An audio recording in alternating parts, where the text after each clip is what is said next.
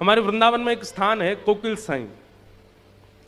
हर वर्ष वहां के उत्सव में थोड़ी देर के लिए 1-2 दिन का प्रवचन दास को करने का सौभाग्य मिलता है।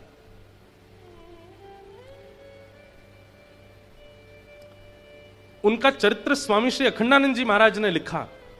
कोकिल साईं सिंधी में, सिंध प्रांत में संतों को साईं बोलते हैं, तो सिंध से ही आए थे इसलिए उनको साईं बोलते हैं। और कोकिल उनको इसलिए बोलते थे क्योंकि वो जब मानसी में जाते तो नेत्रबंद करके एक कोयल का रूप धारण करके, और सीता जी जो अशोक वाटिका में हैं रावण के यहां, वहां सीता जी के विरह को दूर करने की सेवा अपनी मानसी में करते। कितनी बड़ी बात देखो।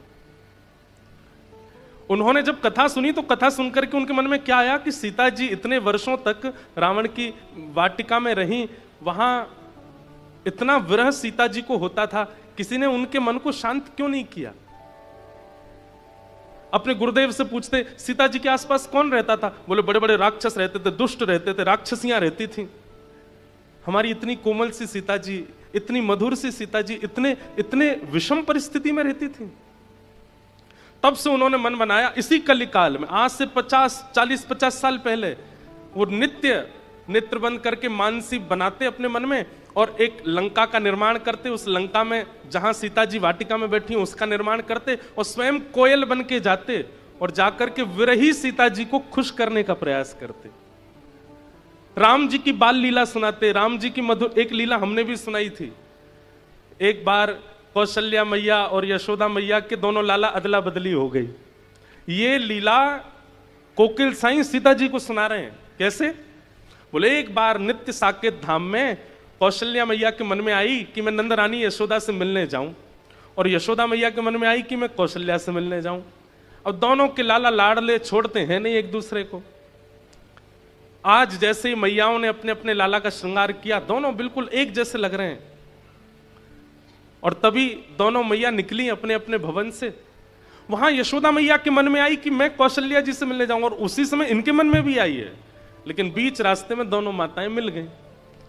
दोनों के गोद में श्याम बैठे हैं, एक के घनश्याम एक के रामश्याम।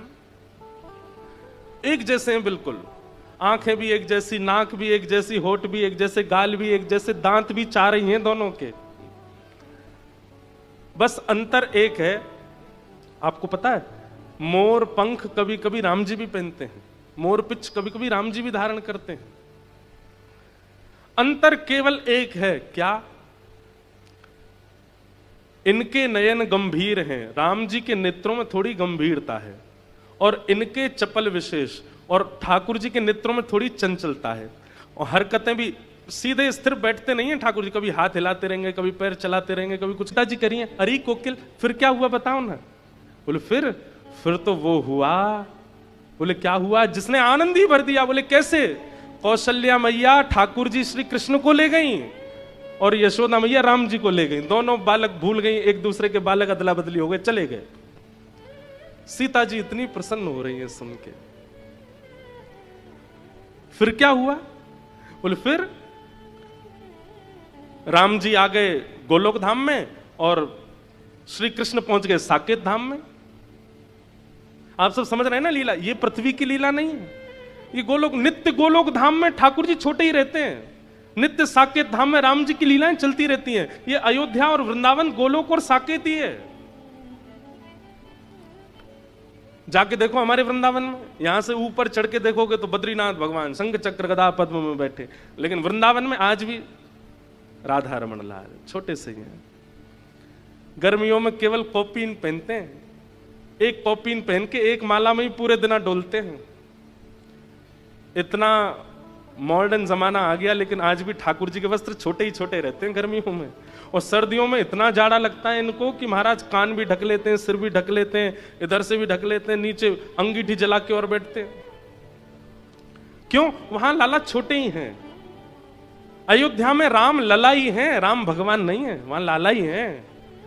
तो ऐसे ही नित्य साकेत, नित्य गोलोक में लीलाएं होती रहती हैं। तो यशोदा मैया ले गई राम जी को, कौशल्या मैया ले गई ठाकुर जी को। अब राम जी पहुंच गए कहां? गोलोक धाम। एक प्रकार से कहें तो वृंदावन। और वहां तो मधुमंगल, श्रीदामा, तन सुखा, मन सुखा, धन सुखा। अरे लाला आज खेलन नहीं चलेगा हमारे संग? और यहां तो राम जी हैं, कन्हैया तो है नहीं। जी मित्रवर, आप सब आज्ञा करेंगे तो हम निश्चित आपके साथ चलेंगे। मन सुखा बोलो जी, कौन सी भाषा बोल लो लाला तू?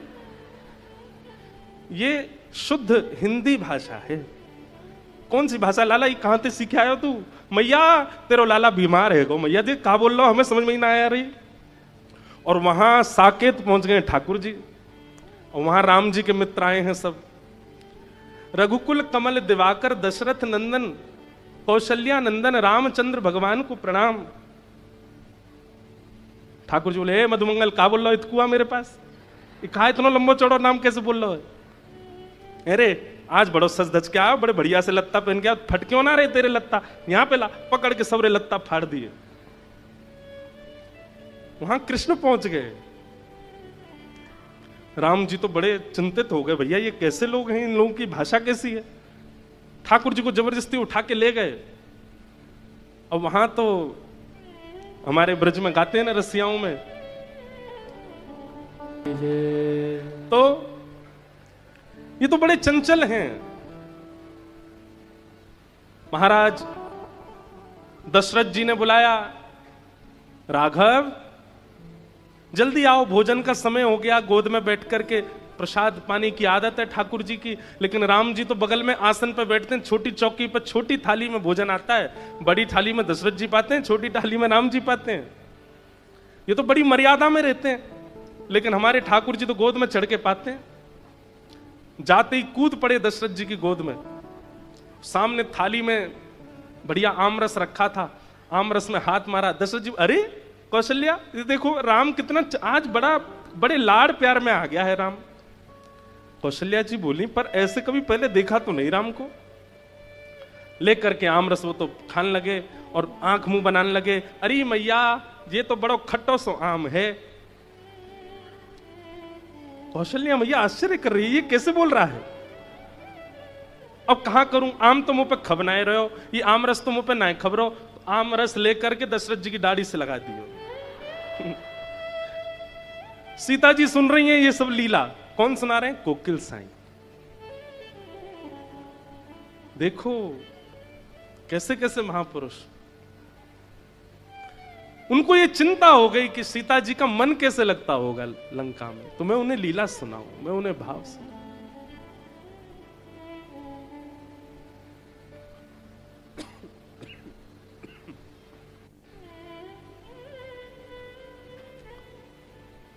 और वहां राम जी की हालत, सब्र पकड़ के ले गए उनको जमुना जी पे। अरे लाला चल आज हमारी घुड़सवारी करवे को मन है, तू घोड़ा बन जा। राम जी हाथ जोड़, जी प्रिय मित्र मैं महाराज दशरथ से कहकर के घोड़ा मंगवाता हूं। मधुमंगल सीताराम बोले, लाला तेरी एक तो वाणी कछु है गयो है, हमें तो नहीं को उरास ना यारो। अरे कहा कह रहा, कहां तक घोड़ा मंगवा, तू ही बन जा घोड़ा।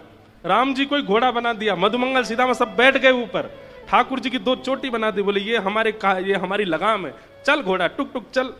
राम जी रोने लगे, हे मां कौशल्या आप कहां हो, ये मैं कहां आ गया हूं। ऐसी स्थिति बन गई।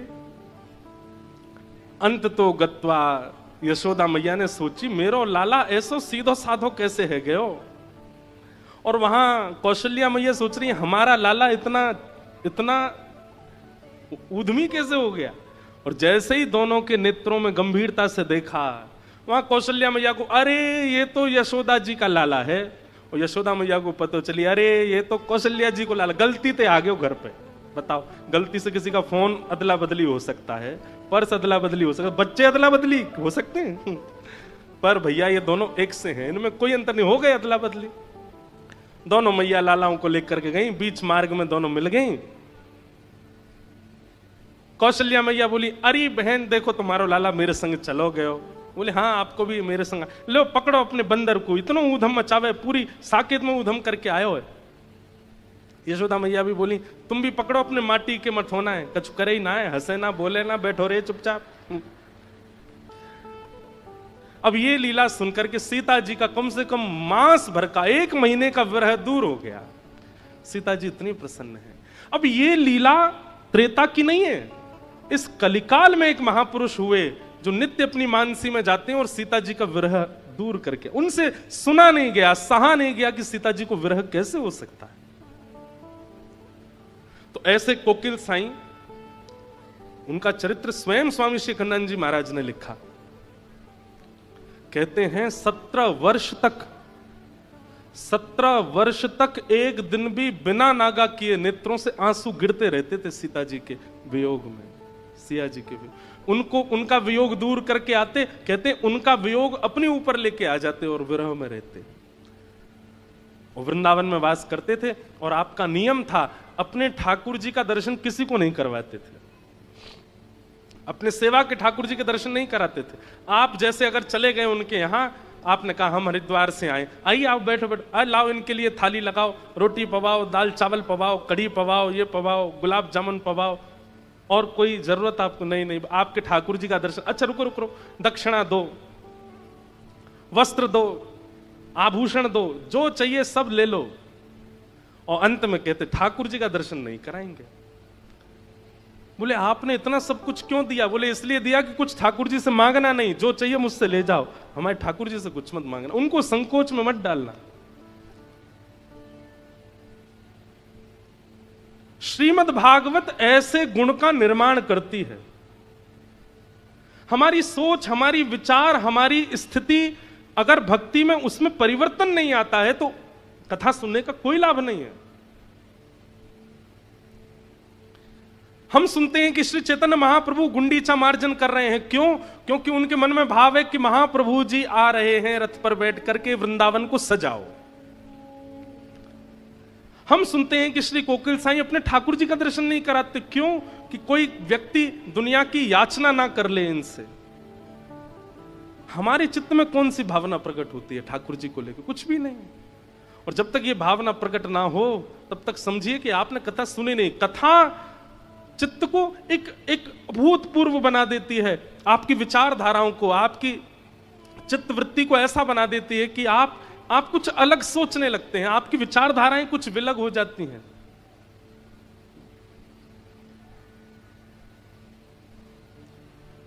यह भागवत का विषय है। धर्म प्रोचित कई तवोत्र परमो, धर्म नहीं, अब परम धर्म की राह पर आप चलने लग गए हो। अब जो कर्माबाई है, कर्माबाई नाम सबने सुना है, ठाकुर जी के लिए खिचड़ी बनाती थी बिना नहाए धोए, ये बात भी सबको पता है। लेकिन उनके व्यवहार में इतनी सरलता थी, इतनी सहजता थी कि ठाकुर जी उनके यहां खिचड़ी खाने जाते थे। एक बार ऐसा हुआ कि कर्माबाई जगन्नाथपुरी चली गई, और जब अपनी आयु में थोड़ी बड़ी हो गई कर्माबाई तो जगन्नाथपुरी में ही रहने लगी। एक बार, अच्छा ये बात भी सबको पता था कि कर्मा के पास में महाप्रभु जगन्नाथ जी आते हैं। बहुत ध्यान से सुनिएगा सब लोग। पूरे जगन्नाथपुरी में सबको पता था कि जगन्नाथ भगवान सुबह सुबह मंदिर खुलने से पहले कर्मा के यहां जाते हैं, खिचड़ी पाक के आते हैं। और उसका प्रमाण यह होता था कि जब लोग बाग कर्माबाई के घर जाते थे, कुटिया में जाते, तो या तो कभी महाप्रभु जी की माला वहां मिलती थी, या चंदन की सुगंधी वहां आती थी, या कोई वस्त्र वहां पड़ा हुआ मिलता था। इससे प्रमाणित होता था कि ठाकुर जी आए थे। और फिर सब संत जन जाकर के कर्माबाई से पूछते थे, आज ठाकुर जी कैसे आए थे? फिर कर्माबाई सुनाती, आज ऐसे चल के आए थे, आज तो सुभद्रा जी को गोद में उठा के लाए थे, थक गई थी वो, आज तो दाऊ दादा की गोद में कन्हैया और सुभद्रा दोनों बैठ के आए थे। दाऊ दादा आकर के बोले, अरे कर्मा देख, ये दोनों मुंह पे लद गए, अब जल्दी से खिचड़ी पवा दे। ऐसी ऐसी लीलाएं सुनाती कर्माबाई, और सुन करके सब भावुक हो जाते। लेकिन एक बार एक महात्मा गए, बड़े विद्वान। वो महात्मा, अब जो ज्यादा कई बार ज्ञानी हो जाते हैं ना, बुरा नहीं मानिएगा, ज्ञान होना एक बात होता है, और ज्ञान का आवरण होना एक अलग बात होता है। एक होता है धनवान हैं, और एक है धनवान है नहीं पर दिखा रहे हैं कि हम बहुत धनवान हैं। यहां पे अंगूठी पहन, यहां पे पहन, यहां पे पहन, इधर लटका लिए दो चार, कई लोग ऐसा वो जबरदस्ती दिखाते हैं कि हम बहुत धनवान हैं। कई लोग ज्ञानी नहीं होते पर दिखाते हैं कि हम बहुत ज्ञानी, कई लोग भक्त होते नहीं पर दिखाते हैं कि हमें भक्ति बहुत है। तो ऐसे ही एक महात्मा चले गए, कर्माबाई प्रवचन आज की लीला सुना रही थी, आज कैसे कैसे ठाकुर जी आए, सबके तो नेत्र सजल हो गए, उनके ऊपर कोई असर नहीं हुआ।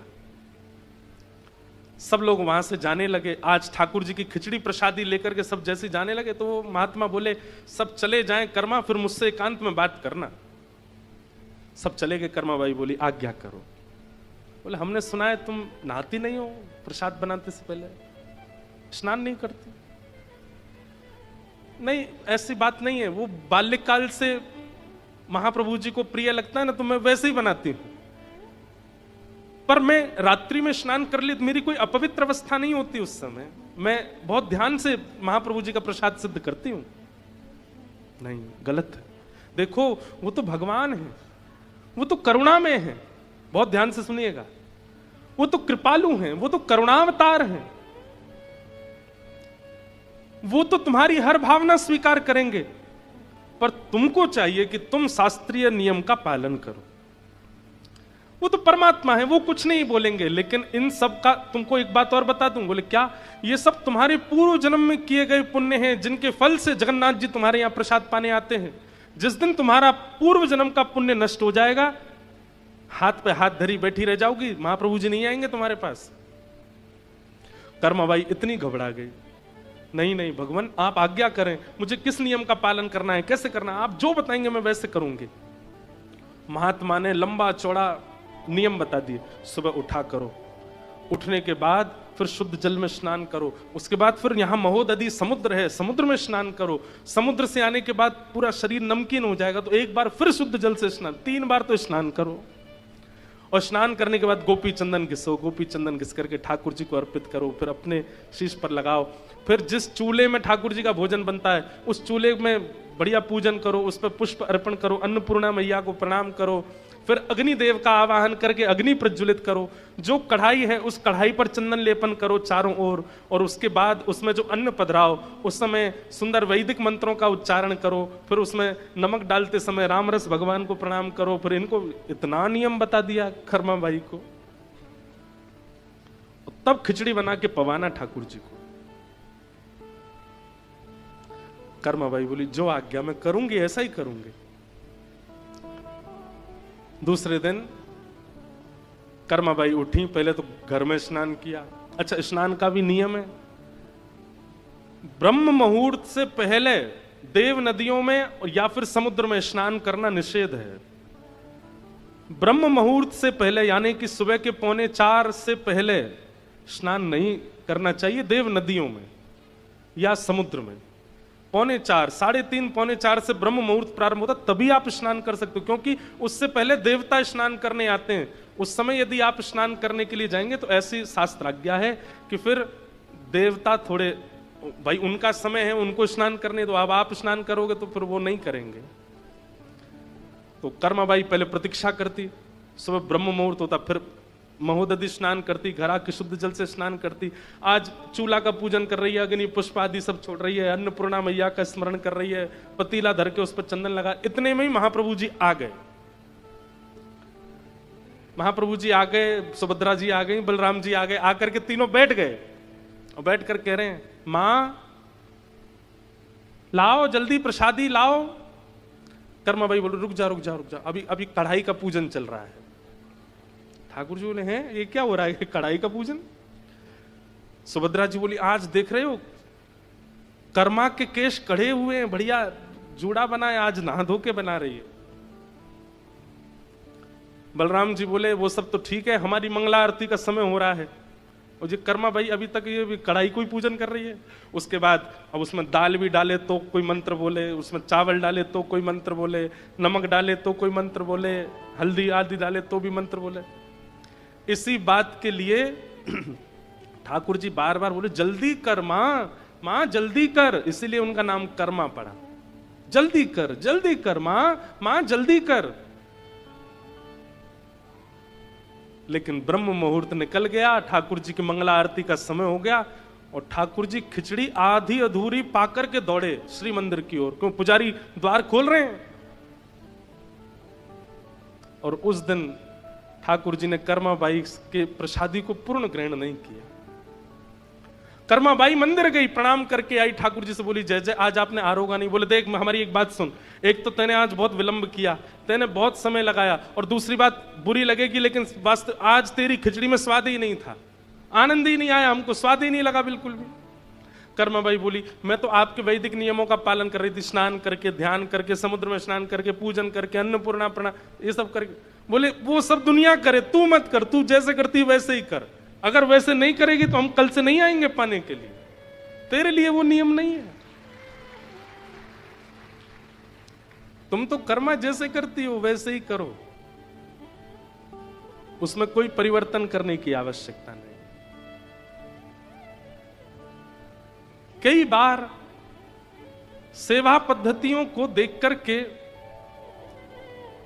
कई नियम और भाव का बात कह दी जाती, पर एक बात स्पष्ट मानिए, जो बुद्धि से, स्वभाव से, व्यवहार से बहुत सहजता में आ चुके हैं, चतुराई ने जिनको छुआ तक नहीं है, यदि वो इस प्रकार से सेवा भाव रखते हैं तो उसमें दोष नहीं है।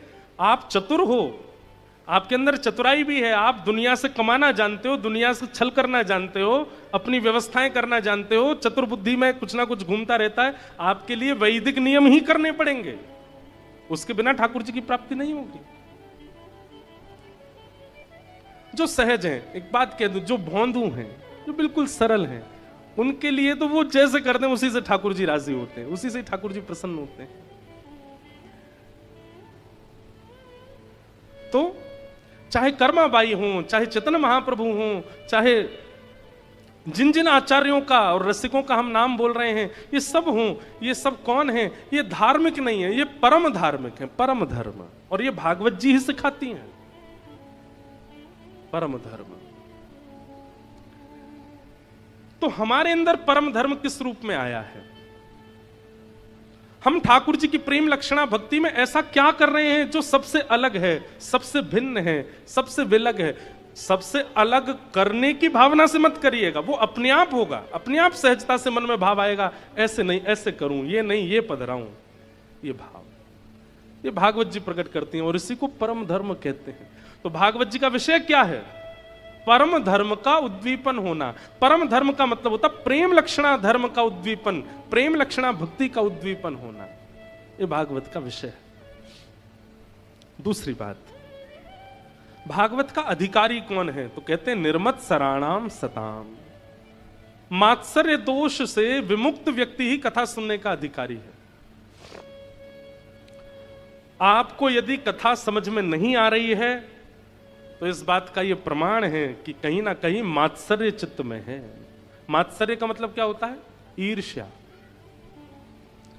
ईर्ष्यालु व्यक्ति को सत्संग समझ नहीं आता, ईर्ष्यालु। और एक और बात, समझ में तो सबको आता है, पर समझी हुई वस्तु जीवन में लागू सबके नहीं होती है। समझ रहे हैं बात? आपने कथा में जो बात सुनी वो समझ तो आ गई, पर जीवन में लागू वो सबके नहीं हो पाती। वो उसी के होती है जिसके चित्त में मात्सर्य दोष नहीं होगा। और अगर कथा में सुनी हुई भाव गुरु के द्वारा की गई आज्ञा आपके चित्त में लागू नहीं हो रही है तो आप मात्सर्य दोष से युक्त हो, यह इस बात का प्रमाण है। आपके अंदर ईर्ष्या है, किसी की उपलब्धि देख करके, किसी की सुंदरता देख करके, किसी के गुण देख करके, सुन करके आप सह नहीं पाते। इसीलिए गुरु आज्ञा और भगवद आज्ञा आपके जीवन में आ नहीं पाती। गुरु आज्ञा हो गई, रोज ये नियम पालन करके आपको करना है अपना दिन का प्रारंभ। अब आप घबरा गए, हो ही नहीं रहा, हमसे बन ही नहीं पाता, हमसे हो ही नहीं पा रहा, आप कहीं ना कहीं इस बात को प्रमाणित कर रहे हो कि आप में ईर्ष्या है। समझ रहे हैं हमारी बात को? ईर्ष्या विमुक्त व्यक्ति शास्त्राज्ञा और गुरु आज्ञा के पालन में बिल्कुल संकोच नहीं करेगा। और जिसके चित्त में किंचित ईर्ष्या होगी किसी के भी प्रति, वो गुरु आज्ञा और शास्त्राज्ञा को जीवन में धारण करने से पहले उसको 100 बार सोचना पड़ेगा। कैसे करूं, मुझसे तो होगा नहीं, मेरे पास तो समय ही नहीं है, मैं तो इतना व्यस्त हूं, ये तो बन ही नहीं पाएगा, ये तो हो ही नहीं पाएगा। मीराबाई, चाहे विपरीत ससुराल मिला हो, चाहे विपरीत संबंधी मिले हो, मीराबाई को जो करना है वो कर लिया उन्होंने। भोजन की व्यवस्था नहीं, रहने की व्यवस्था नहीं, अन्न की व्यवस्था नहीं, प्रेम की व्यवस्था नहीं, व्यवस्थाओं की व्यवस्था नहीं, फिर भी गिरधर लाल जी की सेवा की उन्होंने, क्योंकि ईर्ष्या नहीं है चित्त में। इसलिए भैया हमारी एक बात बहुत ध्यान से सुनिएगा, आपके भीतर यदि क्रोध बढ़ गया है, कोई बात नहीं, कथा सुनते रहिए, एक दिन खत्म हो जाएगा। आपके अंदर लोभ बढ़ गया है, एक दिन वो भी गुरु कृपा, गंगा जी की कृपा से छूट जाएगा। आपके अंदर काम बढ़ गया है, वो भी कभी ना कभी भगवत संतों की कृपा से विमुक्त हो जाएगा। लेकिन कहीं आपके अंदर ईर्ष्या की भावना आ गई है तो आपको चिंतित होना चाहिए, अब क्या करें? क्योंकि ईर्ष्या एक ऐसा दोष है जिसकी कोई औषधि नहीं है। ईर्ष्या को तो केवल आप विचार करके ही छोड़ सकते हो कि मुझे ईर्ष्या नहीं करनी है, और इसी भावना से गंगा प्रणाम, इसी भावना से बद्रीनाथ दर्शन, इसी भावना से वृंदावन, इसी भावना से गिरिराज जी परिक्रमा, तभी ईर्ष्या नष्ट होगी। काम आ गया तो चला जाएगा, क्रोध आ गया तो चला जाएगा, लोभ आ गया तो चला जाएगा, पर ईर्ष्या, मात्सर्य दोष यदि आ गया तो जाने में बहुत समय लगेगा। इसलिए किसी की उपलब्धियां सुनकर के जब विचलित होते हो तो उस रात्रि सोइएगा नहीं कि मुझ में ईर्ष्या आ गई, अब क्या करूं मैं। उसी दिन से अपना नियम, संयम, कथा श्रवण सब सुधारना प्रारंभ कीजिए, क्योंकि कामी व्यक्ति को भी भगवत दर्शन हुआ है, ऐसे कई भक्तों की लीला है। लोभी को भी भगवत दर्शन हुआ है, क्रोधी को भी भगवत दर्शन हुआ है, पर ईर्ष्यालु को नहीं हुए। ईर्ष्या युक्त व्यक्ति को भगवत दर्शन नहीं होता। तो यहां पर क्या कहते हैं, निर्मत सराणाम सताम। ठाकुर जी के चरणों का अधिकारी कौन है, कथा सुनने का अधिकारी कौन है, जिसके चित्त में मात्सर्य दोष नहीं है। आपको सेवा मिल गई लेकिन मात्सर्य दोष नहीं, तो सेवा मिलने के बाद भी आपके लिए वो पाषाण हैं, ठाकुर जी उसमें से प्रकट नहीं होंगे। आपको धाम मिल गया लेकिन धाम मिलने के बाद भी ईर्ष्या नहीं गई, तो धाम आपके लिए बंबई दिल्ली जैसा ही है, आप उसको धाम रूप में देख नहीं पाओगे। इसलिए ईर्ष्या को नष्ट करो, निर्मत सराहना। और ईर्ष्या को नष्ट करने का एक ही उपाय है, क्या? प्रणाम, वंदन। जितना ज्यादा हो सके दंडवत करो, प्रणाम करो, दैन्यता जीवन में लाओ। जितने दीन बनोगे, जितना झुकेंगे, जितना ज्यादा संत महापुरुष वैष्णवों के चरणों की ओर नतमस्तक होंगे, उतनी जल्दी ये ईर्ष्या दोष नष्ट होगा। ईर्ष्यालु व्यक्ति खड़ा रहता है, झुकता नहीं। और जो झुकना सीख जाए, जो बहुत झुक करके प्रणाम करे, उसके अंदर ईर्ष्या टिक नहीं सकती।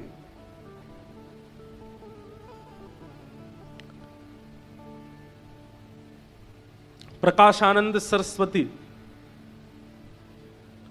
काशी में एक बहुत बड़े विद्वान, जब से चैतन्य महाप्रभु के बारे में सुना है तब से इतनी ईर्ष्या करने लगे।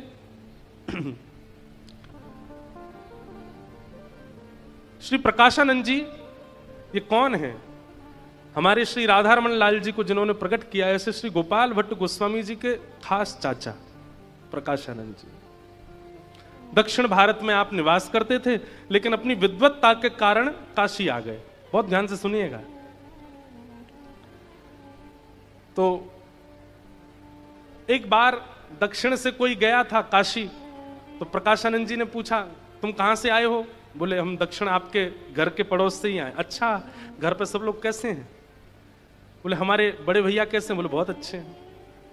और परिवार के सब लोग कैसे? अच्छा, बड़े भैया का जो बेटा है गोपाल भट्ट, वो कैसा है? बोले कि महाराज सब बहुत अच्छे हैं, लेकिन आपके घर में एक दुविधा हुई है। बोले, क्या? कुछ दिन पहले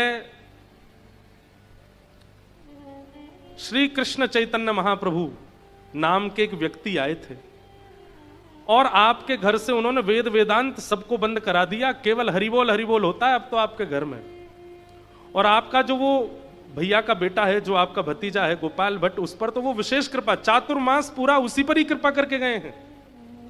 ये बात सुनकर के इतनी ईर्ष्या हुई प्रकाशानंद जी को चैतन्य महाप्रभु के प्रति। बोले, ये मुझे जिस दिन मिलेगा मैं इसको अच्छे से बताऊंगा कि क्या कहते हैं, धर्म किसे कहते हैं, शास्त्र किसे कहते हैं। इतनी ईर्ष्या करने लगे उनके प्रति। जगन्नाथपुरी में सार्वभौम भट्टाचार्य जी को जब चैतन्य महाप्रभु ने अपना अनुगत्य बना लिया तो ये बात सुनकर के प्रकाशानंद जी और ज्यादा ईर्ष्यालु हो गए, क्योंकि सार्वभौम भट्टाचार्य जी तो और भी ज्यादा विद्वान हैं और चैतन्य महाप्रभु को उन्होंने अपना शिष्य बना लिया। तो प्रकाशानंद जी कहते कि इन पर कोई भक्ति नहीं है, इन पर कोई ज्ञान नहीं है, जादूगर है, ये अपने जादू से सबको अपना बना लेता है। ईर्ष्या।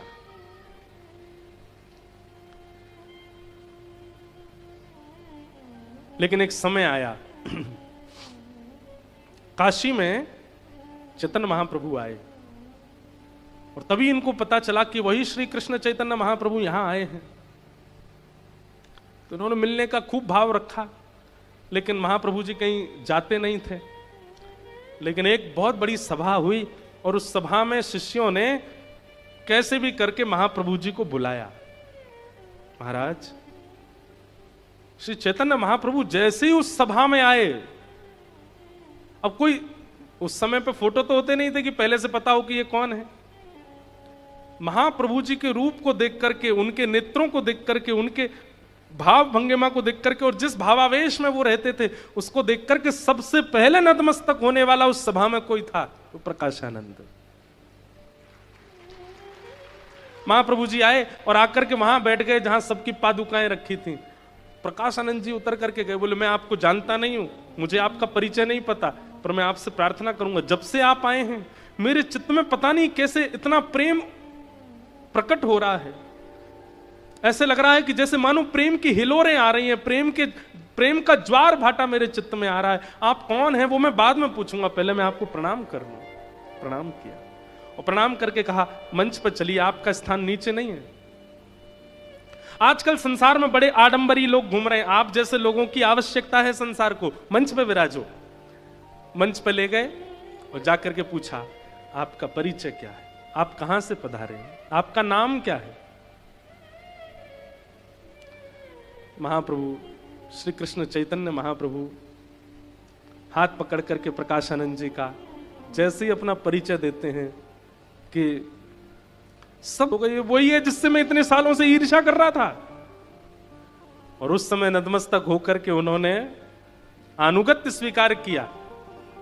कहने का अभिप्राय क्या है, अब ये लीला तो बहुत बड़ी है, पर मैंने सूक्ष्म में सुनाई है कि ईर्ष्या का नाश धाम नहीं करेगा, ईर्ष्या का नाश भगवान नहीं करेंगे, ईर्ष्या का नाश तो कोई भगवत भक्त ही कर सकता है। उसकी दृष्टि में यदि आप आ गए, उसकी दृष्टि के सन्मुख यदि आप पड़ गए और उन्होंने अगर आपको देख लिया, यदि भगवत भक्त होगा तो आपकी ईर्ष्या का नाश कर देगा। क्रोध का नाश गंगा स्नान से हो सकता है, लोभ का नाश धामवास से हो सकता है, अभिनिवेश अहंता ममता का नाश तीर्थ यात्राओं से हो सकता है, पर ईर्ष्या का नाश तो कोई भगवत भक्त ही करेगा। इसलिए मैंने कहा, अगर ईर्ष्या ज्यादा हो रही हो चित्त में और आप लोग यहां बैठ के सुन रहे हैं, किसी को अगर पता चल गया हो कि मुझ में ईर्ष्या है, आज से प्रणाम प्रारंभ कर दो। जो वैष्णव दिखे, जो महानुभाव दिखे, जो भक्त दिखे, उनको प्रणाम करो, क्योंकि वही एकमात्र उपचार है ईर्ष्या को नष्ट करने का, और कोई उपचार नहीं। निर्मत्सराणाम सता, मात्सर्य दोष। भगवत भक्ति में अगर मैं कह दूं तो काम से भी बड़ी बाधा, क्रोध से भी बड़ी बाधा, लोभ से भी बड़ी बाधा यदि भगवत मिलन में कोई है तो वो है ईर्ष्या। बहुत बड़ी बाधा है। इसलिए ईर्ष्या को चित्त में मत आने दीजिए। और आपको आश्चर्य तो नहीं होगा, लेकिन ये बात सब जानते हैं, इस पंडाल में भी बैठा पीछे से लेकर के और मुझ तक हर व्यक्ति के अंदर तनिक ही सही ईर्ष्या है। इसीलिए इतनी कथाएं सुनते हैं, इतनी कथाएं कहते हैं, इतनी ठाकुर जी की सेवा करते हैं, फिर भी साक्षात्कार नहीं हो पाता हमको। क्यों? ईर्ष्या है। इस ईर्ष्या का एक ही उपाय है, केवल और केवल भक्त प्रणाम, संत प्रणाम, वैष्णव प्रणाम। उनकी कृपा दृष्टि से ही ईर्ष्या का नाश हो सकता है, और कुछ नहीं।